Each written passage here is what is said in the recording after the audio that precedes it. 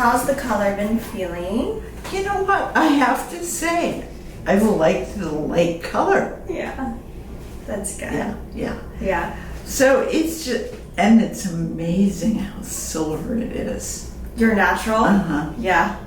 That's why we had to go really blonde. Yeah.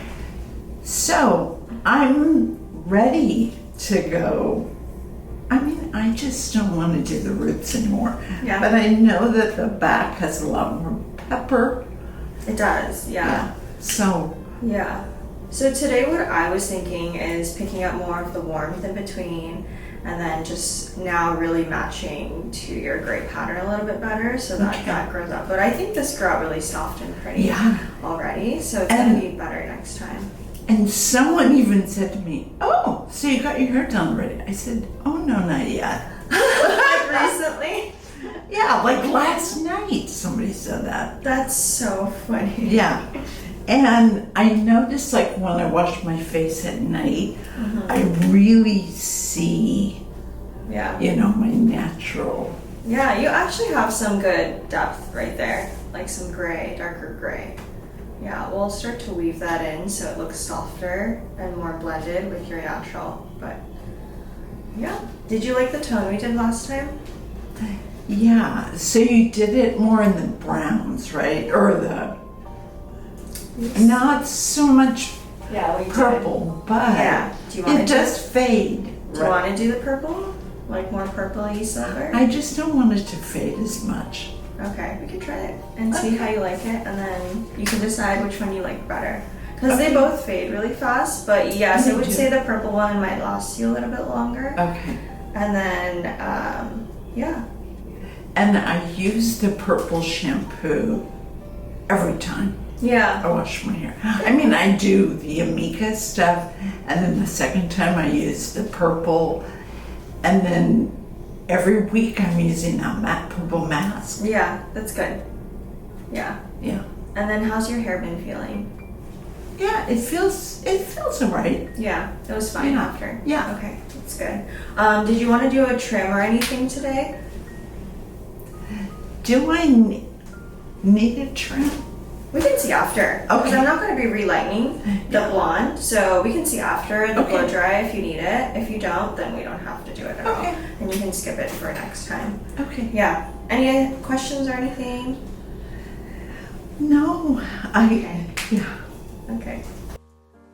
Hello and welcome back to my channel. So this week I have a returning client. It's been a while since I posted her first session, so I'm going to link it in the description if you want to follow. But this is what her gray blending kind of faded out to. She had a lot of warmth in her previous when she first came to me, and today we're pretty much in more of a blendy state rather than a corrective state. So prior to this appointment, she had like a lot of orangey pieces, and we left some orangey pieces out that first session because we wanted some dimension since we weren't going like fully solid, but we did do a very heavy placement because, as you guys can see, the regrowth, her virgin, is very silver, which is honestly best case scenario in my opinion, because when it grows in, I personally think the more silver the prettier it is and has more like sparkle and shine, and as her hair is coming in, it is going to blend a lot softer. So since the first session was her corrective session, this is pretty much 3 months later, 3 months of regrowth. And now we're kind of in the blended state where we're kind of just picking out more of those orangey pieces, but also like doing finer sections and having more of her virgin root in between. I always get the question from like new clients asking how much regrowth they should have. And honestly, for me, because the first session, when it's a case like this, it's typically like a corrective session to me. So I typically don't have preference. I feel like whether they have long roots or small, like short roots, it doesn't really matter to me too much because we're still going to be doing a very heavy application since we're correcting those color on the mids and ends. But after the first session is where I'm kind of like, it would be ideal to kind of wait as long as possible so that we have more of your natural to work with and have blend into the way the rest of the color is. And that's just my personal preference. I know there's a lot of other people who have different preference and maybe don't even go all the way to the root, but just from my experience, I just feel more comfortable and confident with my technique to go all the way to the root. So that's another thing too that I always express to certain clients before they begin. If they have a lot of regrowth, that the method that I choose, I do go to the root. I just feel like it gives the best optimal result for me personally. So if you are a client or future client considering to get it done, I typically always go to the root unless you are a returning client and we are doing a touch-up. I have preserved some of the root, but that's kind of after I've already done the corrective placement and all of that. The other thing I want to mention, since this is her second session with me, I'm more so doing more of like a weaving technique on the top crown veil that lays over her hair so that we can have more of her virgin silver roots blended into the color on those mids and ends. And I will say that this client, after her second appointment, was totally fine, and I think she's just gonna grow this out because honestly it looked great. She came in for like a haircut after this appointment, and I will show you guys what that looked like at the very end of this video. But I usually would say if a client has this much gray pattern and we do a very heavy placement, this is perfect. Just 2 sessions and they're done. I think honestly she could have skipped out even on the second session. Not everyone even needs a second session, and that's my goal, is to create with every session to get them to a point where they can grow it out if they can.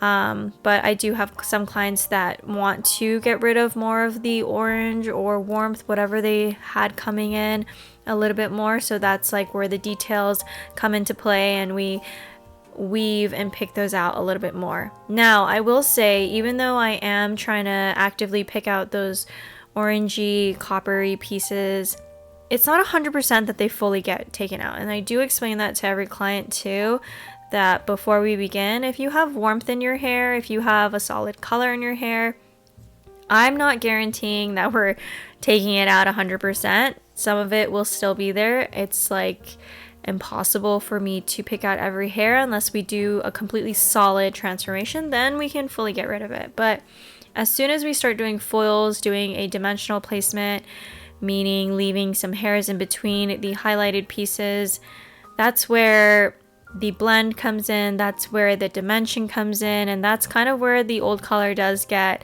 left behind and left within the blend. And sometimes that creates really pretty dimension and just a nice blend and transition to get them to a place to where they can grow out whatever we do. And so her goal is pretty much to not color her hair anymore and just to kind of get it healthy from here on out.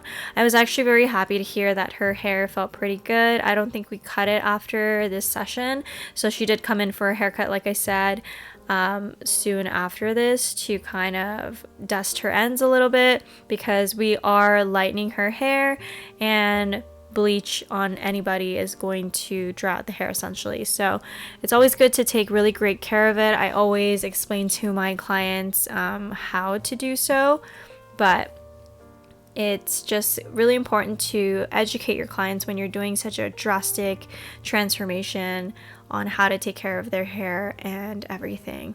So yeah, today's goal is to not only correct that orange, but also to softly blend. So everything below the occipital, below the veil, I am doing slices. I want to get rid of those chunks of orangey pieces that were left behind, but everything on the crown and in the visual on the top crown of her head, I am starting to weave. And her hair lifts amazing. Her hair texture is on the finer side, so I was not worried about it at all. It lifted to a nice clean level 9 and 10. And for her toner, since we are doing something a little bit different on her, I will be using the Danger Jones gloss toners for this. And I pretty much will be rooting everything behind the hairline since she has like lighter silver in the front. We're going to be doing that shadow root in the back area. And so for the shadow root, we did the 6-01. And then on those mids and ends, we're going to be doing the Danger Jones Artistic Toners in silver and violet blonde. So when we do the shadow roots, I typically like to apply them vertically. Right now my assistant is applying the shadow root, and the reason why I like to do it vertically, I just feel like when it's such a dark ashy shadow root, especially an ashy one, if I were to paint horizontally on the head, sometimes I feel like it could grab quickly and start to create like harshness. So I feel like doing a vertical placement for just the shadow root at least kind of diffuses that line when the hair is down at natural fall. It just kind of gives a very soft, subtle look. And then sometimes we'll brush out the shadow root, and sometimes we'll just apply right away. And so I'm doing the artistic toner on those mids and ends, and this part is fine because we've already done the shadow root, so I'm taking thick sections horizontally.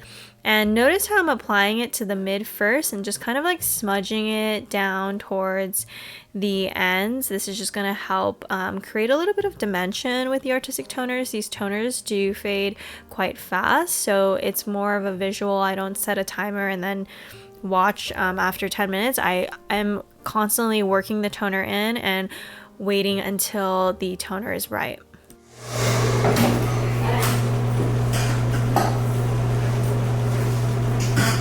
How's it feel, Betty? Wow. Good? Yeah. Okay. I love it. Awesome. And then leaving the more darker at the back too. Oh yeah, okay. You can see like more of the depth that we left. Yeah. And now you can see like more of your natural in between the highlights where you're like actually silver. So then when it grows out, then it'll be super soft. Okay. Yeah, great. Because I left your gray in between now, like a lot more of it. Okay. So this is a lot of a softer blend than the last time. The last time we did a really heavy one. Yeah. This one, it's a lot softer. So when this grows in, your white's already blended with it. Cool. So it's gonna look really nice. Oh, that's great. Like you did. Yeah. All right, Benny. Alrighty. So good. Thank you. I love it. You're so welcome. Thank you. Thank you. Thank you. Mm-hmm. Alrighty, so here is the finished look. I loved it. I feel like this was going to grow out like so soft and so complimentary to her skin and just everything. I feel like was going to fade out really great, and we were able to weave out a lot of the orange. I feel like there's still a little bit of orange, but I wanted to leave a little bit dimension at least to kind of soften her grout, because she does have slight pepper in the back, and I just wanted to have that blend nicely with her roots coming in. So this was her second session, 3 months after her first session, and honestly I don't feel like she'll need a third session. She'll probably just grow this out. And right after this clip, guys, I'm going to show you what it looked like about 3 months from her second session. And by this point, she comes in for a haircut because she hasn't had a haircut since our first session, which is 6 months prior to this haircut session. So just to preface on what we're talking about. How's the hair been? Okay, I have to say, after I wash it, it is kind of a major deal to comb it out. Okay. So I think it really needs to be trimmed probably about an inch. Everywhere? Okay, yeah. Let's do that. Okay. But other than that, the grow out and everything, yeah, how's that I been? mean, I think it's good. You don't need another session. I feel like it looks great. Yeah. Right? I'm excited about the way it's looking. It's just that, I mean, I kind of just slept on it and just came That's fine. this morning. That's fine. But Yeah, it looks great. Have you used purple shampoo at all? yeah. I was using it every day, and then somebody said, oh, you don't need to use it every day. No. I mean, not every day. I mean, every time I wash it. Yeah, right. So, yeah, I did do it, wash my hair on Monday, Okay. and I used it. All right, let's give you a healthy trim. Okay, I think it'll really help. Yeah, I think so too. And you've been putting heat on it, so you probably have some heat damage as well too. Okay, let me get some gloves and then we're gonna wash you and then. Okay. All right, we are all finished. Okay. Nice and fresh. Yes. Glad.